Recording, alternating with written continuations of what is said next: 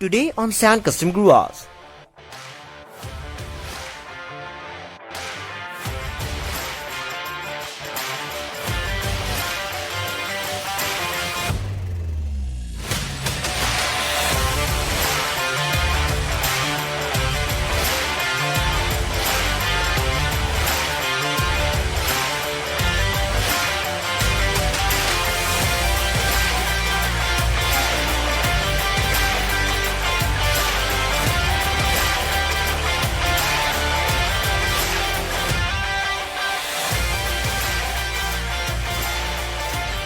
Hello guys, welcome back to Sand Custom Guras once again. So आज इस video में आप लोग देखने वाले एक जर्मन आइकॉन डिपोर्स 356 जिसे मैंने तकरीबन 7 साल पहले खरीदा था। तो क्या आप इस कार को डिनी लेते आ रहे हो? ओके, इस कार बस आने ही वाला है। 1, 2 and 3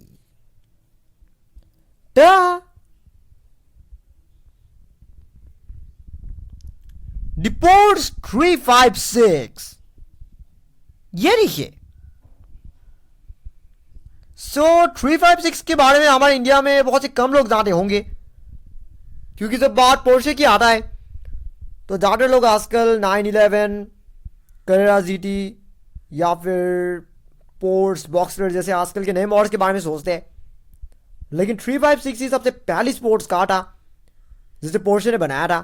911 का ही पुराना वर्जन जिसे एक्चुअली में वोक्सवैगन बीटल के पार्ट्स यूज़ करके ही बनाया गया था। यहाँ तक कि इंजन भी जो कि वोक्सवैगन ने ही बनाया था।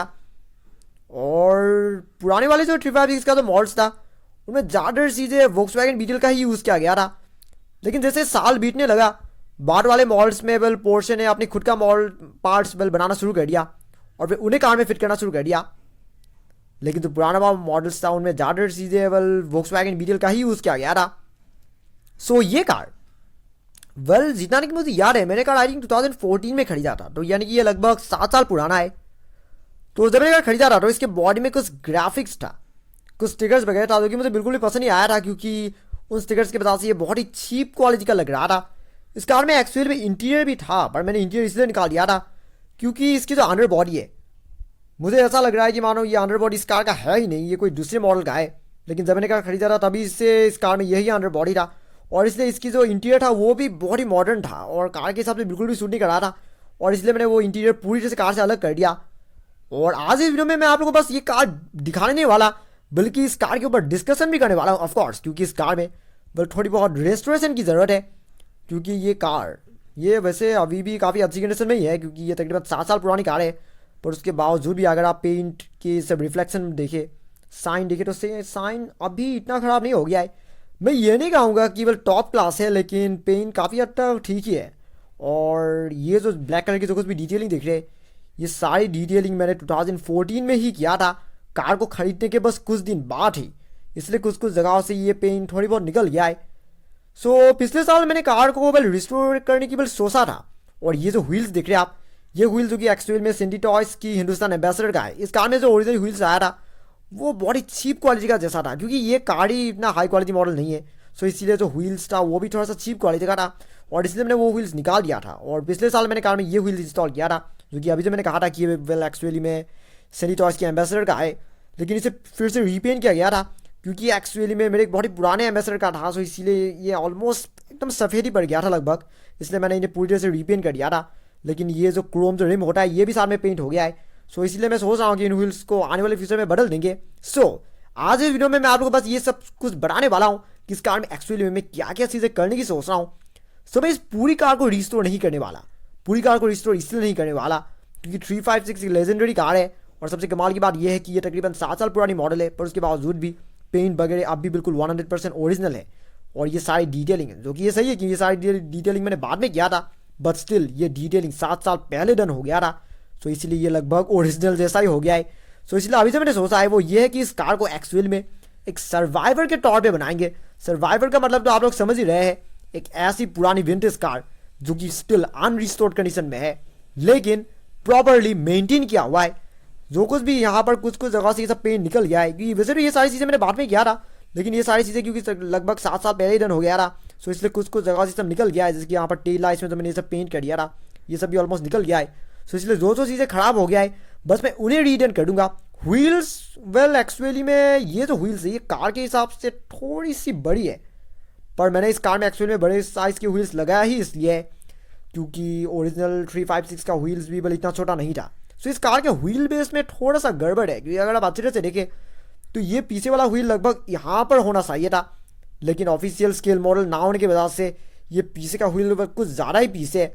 पर इस चीज़ को मैं करेक्ट नहीं कर सकता, क्योंकि अगर मैं इसे काटने की कोशिश करूँगा तो इससे कार ख़राब हो जाएगा। सो इसलिए जैसे रहेगा मैं इसे वैसे ही रहने दूंगा।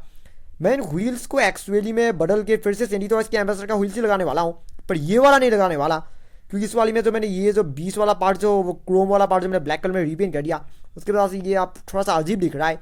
सो इसलिए मैंने इन व्हील्स को बदल के मैं कार में दूसरे एम्बेसडर का व्हील फिट करने वाला हूँ। सो ये व्हील्स एक्चुअली में कार के अंदर यानी कि बॉडी के अंदर और ज़्यादा अंदर घुसाया जा सकता है अगर यहाँ पर थोड़ा सा कट कर दिया जाए तो। ये हिस्सा जो कि एक्चुअली में पुराने व्हील्स के हिसाब से बनाया गया था, क्योंकि इसमें जो ओरिजिनल जो व्हील्स आया था वो एक्चुअली में वेल काफ़ी छोटे साइज़ का था। सो इसीलिए जो कटिंग वगैरह थे वो बिल्कुल पुराने व्हील्स के हिसाब से ही बनाया गया था। सो इसीलिए अब फिलहाल मैं अंडर 3 और कट करने वाला हूँ ताकि व्हील्स बॉडी के और ज़्यादा अंदर चले जाए, ताकि बिल्कुल ओरिजिनल पोर्शन जैसा था बिल्कुल वैसा ही दिखे। और पीछे नंबर प्लेट वगैरह भी लगाना बाकी है, और इसमें इंटीरियर भी एक्चुअली में रीडन होने वाला है। इंटीरियर जो कि मैं एकदम स्क्रैच बिल्ड करने वाला हूँ, एकदम शुरुआत से बनाने वाला हूँ, क्योंकि मेरे पास और कोई भी ऐसी दूसरी इंटीरियर नहीं है जो कि इस कार में फिट हो जाए, और साथ में इसमें कोई विंडोज़ भी नहीं है। सो इसलिए विंडोज़ भी रीडन करना होगा। वैसे भी ये हाई क्वालिटी स्केल मॉडल नहीं है, ये थोड़ी सी लो क्वालिटी मॉडल था, प्लास्टिक का मॉडल है। सो इसीलिए इसमें कुछ चीज़ें वेल मिसिंग है, जैसे विंडोज़ जैसे बहुत ही इंपॉर्टेंट चीज़ें भी मिसिंग है। सो इसलिए ये सारी चीज़ें मैं बाद में करने वाला हूँ। लेकिन अगर ये सब चीज़ें कार में डन कर दिया जाए तो ये कार वाकई में कमाल का देखेगा। और मैं इस कार को सर्वाइवर ही बनाना चाह रहा हूँ, मैं इस कार को पूरी से रिस्टोर नहीं करने वाला, क्योंकि ऐसे कार को अगर अनरिस्टोर्ड कंडीशन में रखेंगे और बस जो चीज़ें खराब हो गया है बस उन्हें ठीक कर देंगे, वो ज़्यादा बेटर होगा। हाँ, तो चलेगा आज के लिए बस इतना ही। फिर लौट की मेरी एक और नई वीडियो में जिसमें मैं आप लोग ऐसे ही और भी कमाल की कस्टमाइज की गई और मेरी खुद की तैयारी की गई स्केल मॉडल कार्स दिखाने की कोशिश करने वाला। तब तक अगर आपको आज का ये वीडियो तुम्हें पसंद आया, do not forget to like, comment, share and subscribe to my channel, and also click the bell icon so you will get notifications of every new video. And thank you very much for watching my video. Have a nice day.